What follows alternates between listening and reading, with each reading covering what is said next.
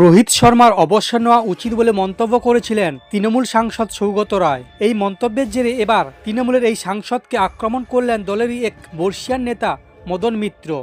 তার কটাক্ষ, শিক্ষিত লোক যখন অশিক্ষিত, অভদ্র, ইতরের মতো কথা বলে তখন মানুষ কষ্ট পায়। কয়েকদিন আগে রোহিত শর্মাকে নিয়ে সৌগত দাবি করেছিলেন রোহিতের ভারতীয় দলে সুযোগ পাওয়া উচিত নয়। গতবার চ্যাম্পিয়ন ট্রফির ফাইনালে ৭৬ রান করেন রোহিত। ভারতের জয়ের পর রোহিতের প্রশংসা করলেও সৌগত রায় বলেন অবসর নিয়ে নেওয়া উচিত।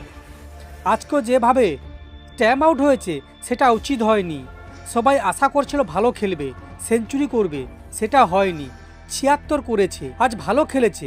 রোহিতের অবসর নিয়ে নিজের মন্তব্যে অনড় থাকেন তিনি। বর্ষিয়ান এই তৃণমূল সাংসদের মন্তব্য নিয়ে এদিন মদন মিত্র বলেন, অশিক্ষিত লোক যখন শিক্ষিতের মতো কথা বলে তখন খারাপ লাগে না, কিন্তু শিক্ষিত লোক যখন অশিক্ষিত, অসভ্য, অভদ্র, ইতরের মতো কথা বলে তখন মানুষ কষ্ট পায়। সৌগতবাবু ঠিক কি বলতে চেয়েছেন আমি বলতে পারবো না, তবে আমি একসময় ক্রীড়ামন্ত্রী ছিলাম।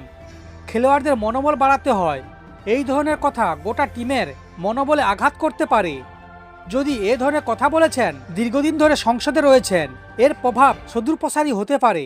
কাল যদি ঘটনাক্রমে রোহিত শর্মা খারাপ খেলতো তবে অনেকটা দায়িত্ব সৌগত রায়কে নিতে হতো। সৌগত রায়ের এই ধরনের মন্তব্য করা ঠিক হয়নি। জানিয়ে মদনের টিপ্পনি, তোমার যেটা বিষয় নয় সেটাই যাচ্ছ কেন?